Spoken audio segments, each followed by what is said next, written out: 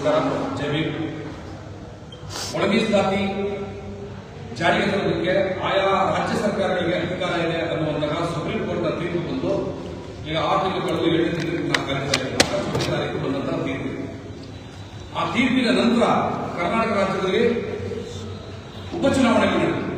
ಆ ಉಪಚುನಾವಣೆಗಳ ಸಂದರ್ಭದಲ್ಲಿ ಕರ್ನಾಟಕ ರಾಜ್ಯದ ಮಾದಿಗ ಸಮುದಾಯ ಕಾಂಗ್ರೆಸ್ ಪಕ್ಷವನ್ನು ತಿರಸ್ಕರಿಸಲಿಲ್ಲ. ಅವರು ಯಾಕಂದ್ರೆ ಒಳಮೀಸಲಾತಿಯನ್ನು ಜಾರಿ ತರದೆ ಮೋಸ ಮಾಡ್ತಾ ಇದ್ದೀವಿ ಅನ್ನೋ ಎಚ್ಚರಿಕೆಯನ್ನು ಕೊಟ್ಟಾಗ ಮಾನ್ಯ ಮುಖ್ಯಮಂತ್ರಿ ಸಿದ್ದರಾಮಯ್ಯವರು ಏನು ಉಪಚುನಾವಣೆ ನಡೆಯುವಂತಹ ಎಲ್ಲ ವಿಧಾನಸಭಾ ಕ್ಷೇತ್ರಗಳಿಗೆ ಭೇಟಿ ಕೊಟ್ಟು ಮತ್ತು ಕೆಲವು ಕಡೆ ತಮ್ಮ ಸರ್ಕಾರದ ಶಾಸಕರನ್ನು ಕಳಿಸಿಕೊಂಡು ಮಾದಿಗ ಸಮುದಾಯವನ್ನು ಓಲೈಸುವಂತಹ ಒಂದು ಕೆಲಸವನ್ನು ಮಾಡಿ ಒಂದು ಆಶ್ವಾಸನೆಯನ್ನು ಕೊಟ್ಟರು.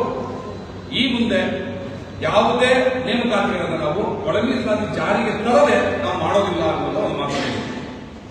ಆ ಮಾತನ್ನು ನಂಬಿ ತಂದಾಗ ಈ ನಾಡಿನ ಮಾದಿಗ ಸಮುದಾಯ ಚುನಾವಣೆಯಲ್ಲಿ ಮತ್ತೆ ಅದೆಷ್ಟೇ ಕೋಪ ಆಯಿತು ಕೂಡ ಅದೆಷ್ಟೇ ಅಸಮಾಧಾನ ಇದ್ರು ಕೂಡ ಮತ್ತೆ ಕಾಂಗ್ರೆಸ್ ನಡೆಸಿದಾಗ ತನ್ನ ತಾಯಿಗಳನ್ನು ತೋರಿಸಿತು. ಚುನಾವಣೆ ಮುಗಿದು ಕಾಂಗ್ರೆಸ್ ಅಭೂತಪೂರ್ವ ಗೆಲುವನ್ನು ಕೂಡ ಸಾಧಿಸಿತು. ಆದ್ರೆ ಕೊಟ್ಟ ಮಾತನ್ನ ಈಡೇರಿಸಲಾದಂತಾಗ ಒಂದು ನಂಬಿಕೆ ತೋರಿದ ಕೆಲಸವನ್ನ ಸಿದ್ದರಾಮಯ್ಯ ಸರ್ಕಾರ ಮಾಡಿತು. ರಿಸಲ್ಟ್ ಬಂದ ನಂತರ ಒಳಮೀಸಲಾತಿ ಜಾರಿಯಾಗದೆ ಸರ್ಕಾರದ ಹೊಸ ನೇಮಕಾತಿ ಯಾವುದೂ ಮಾಡಲ್ಲ ಅಂತ ಹೇಳಿ ಮಾನ್ಯ ಪರಮೇಶ್ವರ್ ಅವರು, ಗೃಹ ಇಲಾಖೆಯ ಮಂತ್ರಿಗಳು ಮಾನ್ಯ ಪರಮೇಶ್ವರ್ ಅವರು ಪೊಲೀಸ್ ಇಲಾಖೆ ನೇಮಕಾತಿಗಳನ್ನ ಮಾಡ್ಕೊಳ್ಳೋದಕ್ಕೆ ಅವಕಾಶ ಮಾಡಿಕೊಡಿ ಅಂತ ಬರಬೇಕು. ಆಗ ಬಹಳ ದೊಡ್ಡ ವಿರೋಧ ಆಯಿತು. ಆದರೂ ಕೂಡ ಅದಕ್ಕೆ ಮಾನ್ಯತೆ ಕೊಟ್ಟಾಗ ಆ ಪ್ರೊಸೀಜರ್ಸ್ ಮುಂದುವರಿಸ್ತಾನೆ ಇದ್ದಾರೆ. ಹಾಗೆ ಆರೋಗ್ಯ ಇಲಾಖೆಯಲ್ಲಿ ನಾವು ನೇಮಕಾತಿಗಳನ್ನ ಮಾಡಬೇಕು, ಆಡಳಿತಾತ್ಮಕ ದೃಷ್ಟಿಯಿಂದ ಅದು ಬಹಳ ಸಮಸ್ಯೆ ಆಗ್ತಾ ಇದೆ, ಅದಕ್ಕೆ ಅನುಮತಿ ಕೊಟ್ಟಿದ್ರು. ಅದಕ್ಕೂ ವಿರೋಧ ವ್ಯಕ್ತ ಆಯಿತು. ಯಾವ ವಿರೋಧಕ್ಕೂ ಅವರು ಕ್ರಮಕ್ಕೆ ಬಂದಂತೆ. ಈಗ ಅತಿ ಮುಖ್ಯವಾಗಿ ಸಮಾಜ ಕಲ್ಯಾಣ ಇಲಾಖೆಯ ಸಚಿವ ಎಸ್ ಸಿ ಮಾದೇವಪ್ಪನವರು ತಮ್ಮೊಳಗಿನ ಒಳಮೀಸಲಾತಿಯ ವಿರೋಧಿತನವನ್ನ ಬಹಳ ಸ್ಪಷ್ಟವಾಗಿ ನೇರವಾಗಿ ಪ್ರದರ್ಶನ ಮಾಡಿಕೊಟ್ಟಿದ್ದಾರೆ. ಹೈಕೋರ್ಟಿನ ಒಂದು ಆದೇಶ ಇದೆ, ನಾವು ಇಂತಿಷ್ಟು ಕಾಲಮಿತಿಯಲ್ಲಿ ಸರ್ಕಾರಿ ಬ್ಯಾಕ್ಲಾಗ್ ಹುದ್ದೆಗಳನ್ನು ತುಂಬಲೇಬೇಕು, ಇದರ ಕಂಡಕ್ಟ್ ಕೋರ್ಟ್ ಆಗುತ್ತೆ ಅನ್ನುವಂತ ಒಂದು ನೆಪವನ್ನ ಹೇಳ್ತಾರೆ. ಬಹುಶಃ ಅವರಿಗೆ ಕಾನೂನಿನ ಅರಿವಿಲ್ಲ ಅಂತ ಕಾಣಿಸ್ತದೆ. ಬಿಬಿಎಂಪಿ ಚುನಾವಣೆ, ಬೆಂಗಳೂರಿನ ಬಿಬಿಎಂಪಿ ಚುನಾವಣೆಯನ್ನು ನೀವು ಇಂತಿಷ್ಟು ಕಾಲಾವಧಿಯಲ್ಲಿ ನಡೆಸಲೇಬೇಕು ಅಂತ ಹೈಕೋರ್ಟ್ ಒಂದು ಸಾಕಷ್ಟು ಸಾರಿ ಕರ್ನಾಟಕ ಸರ್ಕಾರಕ್ಕೆ ಚೀಮರೆಯಾಗಿದೆ. ಆಗ ಇವರು ಕಂಡಕ್ಟ್ ಕೋರ್ಟ್ ಆಗಿದೆ. ಏನೇನೋ ನೆಪಗಳನ್ನ ಹಾಕಿ ಅಫಿಡವಿಟ್ಗಳ ಸಲ್ಲಿಕೆ ಮಾಡಿ ಚುನಾವಣೆಯನ್ನು 10 ವರ್ಷ ಕಾಲ ಮುಂದೂಡಿತು. ಆಗ ಇವರಿಗೆ ಹೈಕೋರ್ಟಿನ ಯಾವುದೇ ಕಂಡಕ್ಟ್ ಕೋರ್ಟ್ ಮತ್ತು ಚೀಮರೆಗಳು ಲೆಕ್ಕಾಗಿದೆ. ಕರ್ನಾಟಕ ರಾಜ್ಯದ ಟಿವಿ ಮತ್ತು ZP ಎಲೆಕ್ಷನ್ಗಳನ್ನು ನಡೆಸಲೇಬೇಕು, ಇಲ್ಲದರಿಂದ ಸರ್ಕಾರದ ಕ್ರಮ ತಗೋಬೇಕಾದಂತ ಕೋರ್ಟ್ಗಳು ಸರ್ಕಾರಕ್ಕೆ ಎಚ್ಚರಿಕೆ ಕೊಡ್ತು. ಆದರೂ ಕೂಡ ಈ ಸರ್ಕಾರಕ್ಕೆ ಕಂಡಕ್ಟ್ ಕೋರ್ಟ್ ನೆನಪು ಬರಲಿಲ್ಲ, ಮತ್ತೆ ಅದೇನು ಎಚ್ಚರಿಕೆಗಳು ಕೂಡ ಪರಿಗಣಿಸುತ್ತಿಲ್ಲ, ಅದಕ್ಕೂ ಅಫಿಡವಿಟ್ ಹಾಕಬೇಕು. ಈಗ ಬ್ಯಾಕ್ಲಾಗ್ ಹುದ್ದೆಗಳನ್ನ ಕೆಲವು ಇಲಾಖೆಯ 18 ಇಲಾಖೆಯ 900ಕ್ಕೂ ಹೆಚ್ಚು ಬ್ಯಾಕ್ಲಾಗ್ ಹುದ್ದೆಗಳನ್ನ ತುಂಬಬೇಕು ಅಂತ ಹೈಕೋರ್ಟ್ ಆದೇಶ ಮಾಡಿದೆ. ನಾವು ಮಾಡದೆ ಹೋದ್ರೆ ಸರ್ಕಾರಕ್ಕೆ ತೊಂದರೆಯಾಗುತ್ತೆ, ಕಂಡಕ್ಟ್ ಕೋರ್ಟ್ ಆಗುತ್ತೆ. ಹಾಗಾಗಿ ಈ ಹುದ್ದೆಗಳನ್ನು ತುಂಬದೆ ಹೋದ್ರೆ ನೀವು ಏನು ಇಲಾಖೆಯ ಮುಖ್ಯಸ್ಥರು ಸೆಕ್ರೆಟರಿಗಳು ನಿಮ್ಮನ್ನ ಹೊಣೆ ಮಾಡ್ತೀವಿ ಅನ್ನುವಂತಹ ಒಂದು ಜಬರ್ದಸ್ತನ್ನ ಅದರ ದೌರ್ಜನ್ಯವನ್ನ ಈ ಸಮುದಾಯದ ಮೇಲೆ ಎಸ್ ಸಿ ಮಾದೇವಪ್ಪ ಮಾಡ್ತಾ ಇದ್ದಾರೆ. ಎಸ್ ಸಿ ಮಾದೇವಪ್ಪ ಹೇಳೋದು ಅಂತಂದ್ರೆ ನಿಮಗೆ ಬಿಬಿಎಂಪಿ ಎಲೆಕ್ಷನ್ ಬಂದಾಗ ಕಂಡಕ್ಟ್ ಕೋರ್ಟ್ ಅಪ್ಲೈ ಆಗಲ್ಲ, ZPTP ಎಲೆಕ್ಷನ್ ಬಂದಾಗ ಕಂಡಕ್ಟ್ ಕೋರ್ಟ್ ಅಪ್ಲೈ ಆಗಲ್ಲ, ಒಳಮೀಸಲಾತಿ ಜಾರಿ ಮಾಡದೆ ಹೊಸ ನೇಮಕಾತಿಗಳನ್ನ ಮಾಡುದಿಲ್ಲ ಅಂತ ಕ್ಯಾಬಿನೆಟ್ ಡಿಸಿಷನ್ ಇದ್ರೂ ಕೂಡ ನೀವು ಮತ್ತೆ ಆ ಬ್ಯಾಕ್ಲಾಗ್ ಹುದ್ದೆಗಳನ್ನ ತುಂಬ ಕೊಟ್ಟಿದ್ದೀರಿ ಅಂತಂದ್ರೆ ನಿಮ್ಮ ಮನಸ್ಸಿನಲ್ಲಿ ಏನಿದೆ, ನೀವೆಂತ ಒಳಮೀಸಲಾತಿಯ ವಿರೋಧಿಗಳು ಎಂತ ಕ್ರಿಮಿಯ ಬುದ್ಧಿಯನ್ನು ಹೊಂದಿದ್ದೀರಿ ಅನ್ನುವಂತಹ ಪ್ರಶ್ನೆಯನ್ನು ನಾವು ಈಗ ರಾಜ್ಯದಿಂದ ಮಾಡ್ತಾ ಇದ್ದೀವಿ ಮತ್ತು ಒಂದು ಎಚ್ಚರಿಕೆಯನ್ನು ಕೊಡ್ತೀವಿ. ನಿಮಗೆ ತಾಕತ್ತು ದಮ್ಮು ಅನ್ನೋದಿದ್ರೆ ನಿಮ್ಮ ಮುಖ್ಯಮಂತ್ರಿ ಹೇಳಿದ ದಾಟಿನಲ್ಲಿ ಒಳಮೀಸಲಾತಿಯನ್ನು ಜಾರಿ ಮಾಡದೆ ನೀವು ಬ್ಯಾಕ್ಲಾಗ್ ತುಂಬಿದ್ರೆ, ಈಗೇನು ಕ್ಯಾಬಿನೆಟ್ ಅಲ್ಲಿ ಹೊಸ ಒಂದು ಸಬ್ಜೆಕ್ಟ್ ಅನ್ನು ತಗೊಂಡೋಗ್ತಾ ಇದ್ರೆ ಅಲ್ಲಿ ನೀವು ಡಿಸಿಷನ್ ಮಾಡಿ ಒಳಮೀಸಲಾತಿ ಇಲ್ಲದೆ ನೀವೇನಾದ್ರೂ ಕೂಡ ಬ್ಯಾಕ್ಲಾಗ್ ಹುದ್ದೆಗಳನ್ನ ನೀವು ತುಂಬಿದ್ರೆ ಕರ್ನಾಟಕದ ಬೀದಿಗಳಲ್ಲೂ ಕೂಡ ನೀವು ಓಡಾಡೋಕ್ಕೆ ಅವಕಾಶ ಕೊಡಲ್ಲ. ಸಮಸ್ತ ಒಳಮೀಸಲಾತಿ ಹೋರಾಟಗಾರರು ನೀವೆಲ್ಲೇ ಬಂದರೂ ಕೂಡ ನಿಮಗೆ ಗೆರಾವಾಗ್ತಾರೆ, ಧಿಕ್ಕಾರ ಕೊಡ್ತಾರೆ, ನಿಮಗೆ ಮುಸಿಬಳಿ ಕೆಲಸವನ್ನು. ಈ ಎಚ್ಚರಿಕೆಯನ್ನ ನಾವೀಗಾಗಲೇ ಕೊಡ್ತೀವಿ, ಪತ್ರಿಕಾಗೋಷ್ಠಿ ಮೂಲಕ ನಾವು ಹೇಳ್ತಾ ಇದ್ದೀವಿ. ಇನ್ನು ಮುಂದುವರೆದು ನಾಗಮೋಹನ್ ದಾಸ್ ಕಮಿಟಿಯನ್ನ ಇಟ್ಕೊಂಡು ಈ ಸಮಾಜಕ್ಕೆ ಮೋಸವನ್ನ ಮಾಡಿಕೊಂಡಿದ್ದೀರಿ, ಅದು ಇಲ್ಲಿ ರಾಜ್ಯಕ್ಕೆ ಈಗಾಗಲೇ ಗೊತ್ತಾಗಿದೆ. 3 ತಿಂಗಳಲ್ಲಿ ನಾಗಮೋಹನ್ ದಾಸ್ ಆಯೋಗದ ಸಮಿತಿ ವರದಿ ಕೊಟ್ಬಿಡುತ್ತೆ, ಜಾರಿ ಮಾಡ್ತೀವಿ ಅಂತ ಹೇಳಿದ್ರೆ ಸರ್ಕಾರದ ಅಂಕಿಅಂಶವನ್ನೇ ಕೊಟ್ಟಿಲ್ಲ ಅಂತ ನೆಪವನ್ನು ಹೇಳ್ತಾರೆ. ಆದರೆ ದತ್ತಾಂಶ ಒಂದಲ್ಲ 10 ದಾರಿಗಳಲ್ಲಿ ಕರ್ನಾಟಕ ಸರ್ಕಾರದಲ್ಲಿ ಲಭ್ಯ ಇದ್ರೂ ಕೂಡ ಅದನ್ನ ಬಿಡುಗಡೆ ಮಾಡಬೇಕು. ಸೊ ಇಂಥ ಒಂದು ನಯೋಚಕ ಸರ್ಕಾರ ಒಳಮೀಸಲಾತಿಯನ್ನು ಮುಗಿಸ್ತಾ ಇದೆ. ಇವರಿಗೆ ಸಾಕಷ್ಟು ಬಾರಿ ಎಚ್ಚರಿಕೆ ಆಗಿದೆ. ಈಗ ಅಂತಿಮವಾದಂತಹ ಎಚ್ಚರಿಕೆಯನ್ನು ಕೊಡ್ತಾ ಇದ್ದೀವಿ. 5ನೇ ತಾರೀಕು, ಇದೇ 5ನೇ ತಾರೀಕು, ನಾಳೆ 2 ದಿವಸ ಬಿಟ್ಟು 5ನೇ ತಾರೀಕು ಹರಿಹರದ ಪ್ರೊಫೆಸರ್ ಬಿ ಕೃಷ್ಣಪ್ಪನವರ ಸಮಾಧಿಯಿಂದ ನಾವು ಬೆಂಗಳೂರಿಗೆ ಏನು ವಿಧಾನಸಭೆ ಅಧಿವೇಶನ ಇರುತ್ತಲ್ಲ ಆ ಸಂದರ್ಭಕ್ಕೆ ಬೆಂಗಳೂರಿಗೆ ಪಾದಯಾತ್ರೆ ಹೋಗ್ತಾ ಇದ್ದೀವಿ.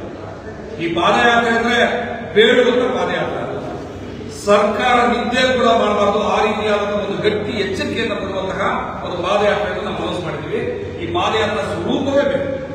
ಈ ಪಾದಯಾತ್ರೆಯಲ್ಲಿ ನಮ್ಮ ಮೈಯಿನ ರಕ್ತವನ್ನು ತೆಗೆದು ಸರ್ಕಾರಕ್ಕೆ ಎಚ್ಚರಿಕೆ ಪತ್ರಗಳು, ಮನವಿ ಪತ್ರಗಳಲ್ಲ, ಸಮುಚಿತ ಮಾರ್ಗದಲ್ಲಿ ಅಲ್ಲ, ಕ್ರಾಂತಿಕಾರಕ ಮಾರ್ಗದಲ್ಲಿ ಸರ್ಕಾರಕ್ಕೆ ಎಚ್ಚರಿಕೆಯನ್ನು ಒಕ್ಕಣೆಯನ್ನು ಇಟ್ಟುಕೊಂಡು ನಾವು ನಮ್ಮ ಮೈಯಿನ ರಕ್ತವನ್ನು ತೆಗೆದು ಪತ್ರಗಳನ್ನ ಪ್ರತಿ ದಿವಸ ಬರೀತೀವಿ. ಎಲ್ಲೆಲ್ಲಿ ತಾಲೂಕು ಆಫೀಸ್ ಇದೆ, ಎಲ್ಲೆಲ್ಲಿ ಜಿಲ್ಲಾಧಿಕಾರಿಗಳ ಆಫೀಸ್ ಇದೆ, ಅದೆಲ್ಲವೂ ಕೂಡ ಎದುರು ಮಾಡ್ತೀವಿ. ಎರಡನೇದಾಗಿ ಈ ಕಾಂಗ್ರೆಸ್ ಅನ್ನು ನಂಬಿ ಸುಮಾರು 67% ವೋಟ್ ತಗೊಂಡಂತಹ ದಲಿತ ಸಮುದಾಯದ ಆ ಒಂದು ತಪ್ಪಿಗೆ ಪಶ್ಚಾತ್ತಾಪ ಪಟ್ಕೊಂಡು ನಾವು ಸರ್ಕಾರವೇ ಇದನ್ನು ಆಯ್ಕೆ ಮಾಡಿ ನಾವು ತಪ್ಪು ಮಾಡಿದ್ದೀವಿ, ಪಶ್ಚಾತ್ತಾಪ ಆಗ್ತಾ ಇದೆ ಅಂತ ಪ್ರತಿ ದಿವಸ ನಮ್ಮ ಪಾದಯಾತ್ರೆಯನ್ನು ಪ್ರಾರಂಭ ಮಾಡುವಾಗ ನಾವು ಏನ್ ಭಾಗವಹಿಸಿರ್ತೀವಿ, ನಾವು ಒಂದಷ್ಟು ಜನ ನಮ್ಮ ಮೈಗಳಿಗೆ, ನಮ್ಮ ಚರ್ಮ ಅರ್ಧದಲ್ಲೂ ಚಿಂತೆ ಇಲ್ಲ, ನಮ್ಮ ಮೈಗಳಿಗೆ ನಾವು ಚಡಿಯೇಟನ್ನು ಹೊಡ್ಕೊಳ್ಳೋದ್ರ ಮೂಲಕ ರಕ್ತವನ್ನು ಹರಿಸಿಕೊಂಡು ನಾವು ನಮ್ಮ ಪಾದಯಾತ್ರೆ ಮುಂದುವರಿಸ್ತೀವಿ. ಪಾದಯಾತ್ರೆ ದಿನ ದಿನ ಬೇರೆ ಬೇರೆ ಸ್ವರೂಪಗಳನ್ನ ತಗೊಳ್ತದೆ, ಒಂದೇ ರೀತಿ ಇರಲ್ಲ, ಶಾಂತಿಯಿಂದ ಇರೋದಿಲ್ಲ. ಶಾಂತಿಯನ್ನು ನಾವು ಬೇರೆಯವರಿಗೆ ತೊಂದರೆ ಮಾಡಬೇಕು, ಬಸ್ಸು ಕಲ್ಲೊಡೆಯೋದು, ಟೈರ್ ಹಚ್ಚೋದು, ಆ ಕೆಲಸ ಮಾಡಬೇಕು. ಆದ್ರೆ ಉಗ್ರ ಸ್ವರೂಪ ಅಂದ್ರೆ ಅದು ನಮಗೆ ನಾವೇ ಮಾಡ್ಕೊಳ್ಳೋದು. ನಾವು ಬಾಬಾ ಸಾಹೇಬ್ ಅಂಬೇಡ್ಕರ್ ಅವರ ಸಂವಿಧಾನವನ್ನು ನಂಬಿರುವಂತದ್ದು, ಬುದ್ಧನ ಶಾಂತಿಯನ್ನು ನಂಬಿರುವಂತದ್ದು, ಸಿದ್ಧನಾಥನ ಪ್ರೇರಣೆ ಕೂಡ ಇರುವಂತದ್ದು. ನಮ್ಮನ್ನ ಬಹಳ ಸುಲಭವಾಗಿ ತಗೊಂಡು ಕೆಣಕೋದಕ್ಕೂ ವಂಚನೆ ಮಾಡೋದಕ್ಕೆ ಇನ್ನೂ ಸಾಧ್ಯ ಆಗುದಿಲ್ಲ. ಸರ್ಕಾರವೇ ಇಲ್ಲಿಗೋ ಕಡೆ ಎಚ್ಚರಿಕೆ ಅನ್ನುವಂತಹ ಒಂದು ಸ್ಲೋಗನ್ ಇಟ್ಕೊಂಡು ಹೋಗ್ತಾ ಇದ್ದೀವಿ.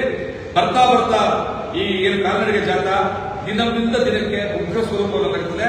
ಮೊದಲು ನಮ್ಮ ಮೈ ಮೇಲೆ ಪೂರ್ತಿ ಬಟ್ಟೆ ಇರ್ತದೆ, 1 ದಿವಸಕ್ಕೆ ಶರ್ಟ್ ಇರೋದಿಲ್ಲ, 2ನೇ ದಿವಸಕ್ಕೆ ಬನಿಯನ್ ಇರೋದಿಲ್ಲ, 3 ದಿವಸಕ್ಕೆ ಉಗ್ರ ಪಂಚೆನ್ ಇರೋದಿಲ್ಲ. ಅರೆಬೆತ್ತಲೆಯಿಂದ ಪ್ರಾರಂಭ ಆಗಿ ಕೊನೆಗೆ ಅದೆಲ್ಲೋ ಗೊತ್ತಿಲ್ಲ.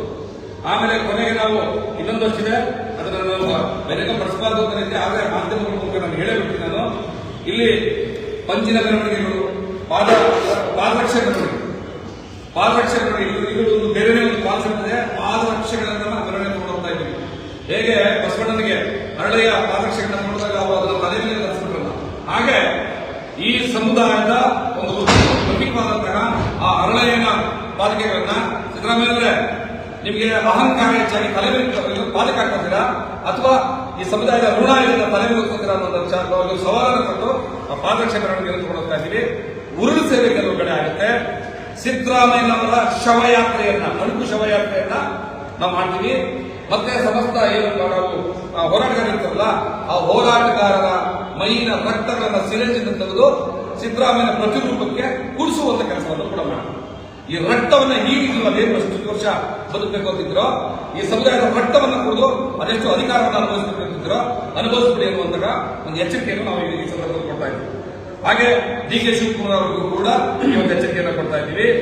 ಮತ್ತೆ ಒಳಮೀಸಲಾತಿ ಹೋರಾಟದಲ್ಲಿ ನಾವು ಮನೆಗೆ ಬಂದ್ರೆ ಒಂದು ಪ್ರಮಾಣವನ್ನ ಮಾಡಿ ತುಂಬಾ ಜನ ಬರ್ತಾ ಇದ್ದೀವಿ. ನಾವು ಒಳಮೀಸಲಾತಿ ಪಾದಯಾತ್ರೆಗೆ ಬರುವಾಗ ಮನೆಯ ಮುಂದೆ ತಂದೆ ತಾಯಿಗೆ, ಹೆಂಡತಿಯರಿಗೆ, ಮಕ್ಕಳಿಗೆ ಒಂದು ಮಾತನ್ನ ಕೊಟ್ಟು ಬರ್ತಾ ಇದ್ದೀವಿ. ಒಳ ಮೀಸಲಾತಿಯ ಪರಿಣಾಮವನ್ನು ರಿಸಲ್ಟ್ ಅನ್ನು ಪಡೆದು ಮನೆಗೆ ಬರ್ತೀವಿ, ಮನೆಯ ಮಕ್ಕಳಾಗಿರ್ತೀವಿ. ಇಲ್ಲ ರಿಸಲ್ಟ್ ಸಿಕ್ಕಿಲ್ಲ, ನಾವು ಬಾಬಾ ಸಾಹೇಬ್ ಮಕ್ಕಳಾಗಿರ್ತೀವಿ, ಹೊರಟ್ಬಿಡ್ತೀವಿ. ಎಲ್ಲಿಗೆ ಅದು ಆಮೇಲೆ ತೋರಿಸ್ತೀವಿ ಎಲ್ಲಿಗೆ ಅಂತ. ಸರ್ಕಾರಕ್ಕೆ ಕಡೆ ಎಚ್ಚರಿಕೆಗೂ ಆತ್ಮಾಹುತಿ ಆಗುವ ಚಿಂತೆ ಇಲ್ಲ. ಸರ್ಕಾರಕ್ಕೆ ಇನ್ನೆಷ್ಟು ವರ್ಷ 30 ವರ್ಷ ಕಾಲಿಡಕ್ಕಾಗಲ್ಲ, ಕೈಡಕ್ಕಾಗಲ್ಲ. ಇವಾಗೇನು ಹೊರ ಸೇವೆ ಮಾಡ್ಕೊಂಡು ಇವ್ರು ಪಾದದಲ್ಲಿ ಬಿದ್ದಿರಕ್ಕಾಗಲ್ಲ. ಇವ್ರಿಗೆ ಎಚ್ಚರಿಕೆನೇ ಕೊಡ್ತಾರೆ. ನೀವು ಸರ್ಕಾರದ ಮಕ್ಕಳು, ಈ ಸಮುದಾಯದ ಓಟನ್ನ ಪಡ್ಕೊಂಡು ಬಂದಂತವರು ಈ ಸಮುದಾಯದ ಮಕ್ಕಳು, ಈ ಸಮುದಾಯದ ತಾಯಿಗಳನ್ನು ತೀರಿಸಿ, ಇಲ್ಲ ಅಂತಂದ್ರೆ ನೀವು ಮಾನ್ಗಿರಿ ಮಕ್ಕಳು ಅಧಿಕಾರಕ್ಕೆ ಕಾಚ್ಕೋಗಿ ಅನ್ನುವಂತ ಎಚ್ಚರಿಕೆಯನ್ನ ಬಹಳ ನಿಷ್ಠುರವಾಗಿ ಕೊಡ್ತಾ ಇದ್ದೀವಿ. ಇದೇ ರೀತಿಯಾಗಿ ಇನ್ನಷ್ಟು ಕೆಲವು ಕಾರ್ಯಗಳಿದ್ದಾವೆ, ಎಲ್ಲರಿಗೂ ಎಕ್ಸಿಕ್ಯೂಟ್ ಮಾಡ್ತಾ ಹೋಗ್ತೀವಿ. ಬಹುಶಃ ಕರ್ನಾಟಕದ ಇತಿಹಾಸದಲ್ಲಿ ಈ ರೀತಿಯಾದ ಉಗ್ರ ಸ್ವರೂಪದ ಒಂದು ಪಾದಯಾತ್ರೆಯನ್ನು ಯಾರು ನೋಡಲಿಕ್ಕೆ ಸಾಧ್ಯ ಇಲ್ಲ. ಈ ಸರ್ಕಾರ ನೋಡ್ತಾ ಇದೆ. ಇದು ಎಚ್ಚರಿಕೊಂಡ್ರೆ ಆದಷ್ಟು ಬೇಗ ಒಳಮೀಸಲಾತಿ ಜಾರಿ ಮಾಡಿ, ಇಲ್ಲ ಒಂದೇ ಮಾತು ನಮಗೆ ತಾಕತ್ತಿಲ್ಲ ಇದನ್ನು ಜಾರಿ ಮಾಡ್ತಾರೆ ಅಂತ ಘೋಷಣೆ ಮಾಡಿಬಿಟ್ಟೆ. ಇಷ್ಟನ್ನ ನಾನು ನಿಮ್ಮ ಮಾಧ್ಯಮದ ಮೂಲಕ ಈ ಸರ್ಕಾರದ ಗಮನಕ್ಕೆ ತರ್ತಾ ಇದ್ದೀನಿ. ಧನ್ಯವಾದ.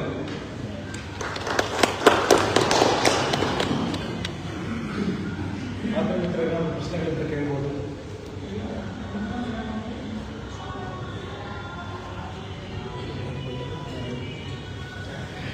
ಈಗ SC ಸರ್ಕಾರ ಕೆಲಸವನ್ನು ಮಾಡ್ತಾ ಇಲ್ಲ. ಇದು ಸ್ಕೂಲ್ ಅಂತ ಅಲ್ಲ, ಸರ್ಕಾರದ ಎಲ್ಲ ಇಲಾಖೆಗಳು, ಕರ್ನಾಟಕ ಸರ್ಕಾರದಲ್ಲಿ ಇವತ್ತು 2,21,000 ಹುದ್ದೆಗಳು ಪೆಂಡಿಂಗ್ ಇದ್ದಾರೆ. ಅದು ಎಲ್ಲ ಇಲಾಖೆಗೂ ಸಂಬಂಧಪಟ್ಟಿದೆ. ಇಷ್ಟು ಹುದ್ದೆಗಳನ್ನ ಪೆಂಡಿಂಗ್ ಇಟ್ಕೊಂಡಿದ್ದಾರೆ ಅಂತಂದ್ರೆ ಏನ್ ಬಂದಿದೆ ಅವ್ರಿಗೆ ಕಾಯ್ದೆ ಅಂದ್ರೆ ಬಾಬಾ ಸಾಹೇಬ್ ಅವರು ಹೇಳೋದನ್ನೇ ಎಜುಕೇಟ್ ಎಜಿಟೇಟ್ ಆರ್ಗನೈಸ್. ಹೌದು. ಬಟ್ ಅದು ಯಾವುದು ಕೂಡ ಸರ್ಕಾರದ ಮಟ್ಟದಲ್ಲಿ ನೀವು ಮಾಡಕ್ಕೆ ಬಿಡ್ತಿಲ್ಲ. ಸರ್ಕಾರದ ಮಟ್ಟದಲ್ಲಿ ಮಾಡೋದೇ ಇಲ್ಲ ಇವರು. ಯಾಕಂದ್ರೆ ಬಾಬಾ ಸಾಹೇಬ್ ಮಾತ್ರ ಹೇಳ್ತಿದ್ದಾರೆ, ಸಂವಿಧಾನದ ಆಶಯದ ವಿರೋಧಿಗಳು ಅಧಿಕಾರದಲ್ಲಿರೋದ್ರಿಂದ ನನ್ನ ಸಂವಿಧಾನದ ಆಶಯಗಳು ಇರೋದ್ರಿಂದ ಸಂವಿಧಾನದ ಆಶಯದ ಚಿಂತನೆಯನ್ನು ಇಟ್ಕೊಂಡಿರೋರು ಆಡಳಿತಕ್ಕೆ ಹೋಗ್ಬೋದು. ಆಡಳಿತಕ್ಕೆ ಹೋಗುವಂತ ಸಂದರ್ಭ ಇದು ಕ್ರಿಯೇಟ್ ಆಗ್ತಾ ಇದೆ. ಸೊ ಹಾಗಾಗಿ ರಾಜಕೀಯ ಪ್ರಜ್ಞೆ ನಮಗೆ ಬರಬೇಕಾಗಿರೋದು ನಮ್ಮದೇ ತಪ್ಪಿದು. ನಮಗೆ ರಾಜಕೀಯ ಪ್ರಜ್ಞೆ ಬಂದ ದಿವಸ ಇವರು ಅಡ್ರೆಸ್ ಬರೋದು. ಹಾಗಾಗಿ ನಮಗೆ ಈಗ ನೋಡಿ ಸ್ಕೂಲ್ ಮಕ್ಕಳಿಗೆ ತೊಂದರೆ ಆಗ್ತದೆ, ಬ್ಯಾಂಕಲ್ಲಿ ತುಂಬಬೇಕು ಅಂತ ನೆಪ ಹೇಳಿ ತುಂಬಿಸ್ಬಿಡ್ತಾರೆ. ಮಕ್ಕಳು ವಿದ್ಯಾಭ್ಯಾಸ ಆಗ್ತಾರೆ. ಆಮೇಲೆ ಏನ್ ಮಾಡ್ಬೇಕು? ವಿದ್ಯಾವಂತರಿಗೆ ಉದ್ಯೋಗ ಅವಕಾಶ ಇರಲ್ಲ.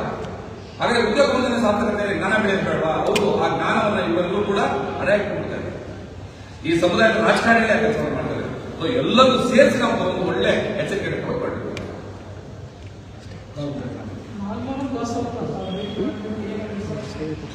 ನಾಗಮೋಹನ್ ದಾಸ್ ನಾವು ಭೇಟಿ ಮಾಡಬಾರ್ದು. ನನ್ನ ಪ್ರಕಾರ ನಾಗಮೋಹನ್ ದಾಸ್ ಅವರ ಭೇಟಿ ಮಾಡಬಾರ್ದು. ತಪ್ಪು. ನಾಗಮೋಹನ್ ದಾಸ್ ಅವರು ಸುಮಾರು 2,000 ಅರ್ಜಿಗಳು ಬಂದಿದ್ದಾರೆ ನನಗೆ. ಈ ಸಮುದಾಯ ಬಹಳ ದೊಡ್ಡ ಮಟ್ಟದಲ್ಲಿ ನನಗೆ ಮನವಿಯನ್ನು ಮಾಡಿದೆ.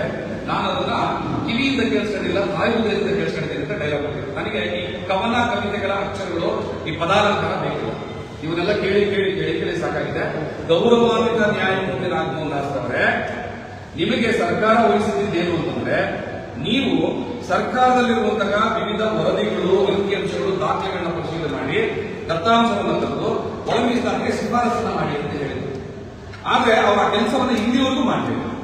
ಪತ್ರವನ್ನು ಬರೆದಿದ್ದೀವಿ ವಿವಿಧ ಇಲಾಖೆಗಳಿಗೆ, ಯಾರು ಇನ್ಫಾರ್ಮೇಶನ್ ಕೊಡ್ತಾ ಇಲ್ಲ. ಅಂದ್ರೆ 3 ದಿನದಿಂದ ಏನ್ ಮಾಡ್ತಾ ಇದ್ದಾರೆ? ನಿಮ್ಗೆ ನೇಮಕಾತಿ ಆದ ಮೊದಲನೇ ದಿವಸನೇ ಮಾಡಬೇಕಾಗಿದ್ದ ಕೆಲಸ ಏನಂತಂದ್ರೆ ವಿವಿಧ ಇಲಾಖೆಗಳ ಪತ್ರ ಬರೆಯುವ ಕೆಲಸ ಮಾಡಿಲ್ಲ, ಕಾಯ್ಕೊಂಡಿದ್ದಾರೆ. 2.5 ತಿಂಗಳು ವಿವಿಧ ಸಮುದಾಯಗಳ ಅಹವಾಲನ್ನು ಸ್ವೀಕಾರ ಮಾಡ್ತಾ ಇದ್ದಾರೆ. ನಾಗಮೋಹನ್ ದಾಸ್ ಅವರಿಗೆ ತಮ್ಮ ಕೊಟ್ಟರ ಜವಾಬ್ದಾರಿ ಅಂತ ತಮಗೆ ಅರ್ಥ ಆಗಿದೆ. ಅವರು ಕೊಟ್ಟರ ಜವಾಬ್ದಾರಿ ಸರ್ಕಾರದ ಅಂಕಿಅಂಶಗಳನ್ನು ತಗೊಳ್ಳಿರ್ತಾರೆ. ಅವ್ರೇನ್ ಮಾಡ್ತಾರೆ? ವಿವಿಧ ಸಮುದಾಯಗಳ ಅಹವಾಲು ಸ್ವೀಕಾರ ಮಾಡ್ತಾ ಇದ್ದಾರೆ, ಅಭಿಪ್ರಾಯಗಳನ್ನು ಸಂಗ್ರಹಿಸ್ತಾ ಇದ್ದಾರೆ. ಈಗ ಅಭಿಪ್ರಾಯ ಸಂಗ್ರಹಿಸಿದ್ರೆ ನಾನೊಂದು ಅಭಿಪ್ರಾಯ ಕೊಡ್ತೀನಿ.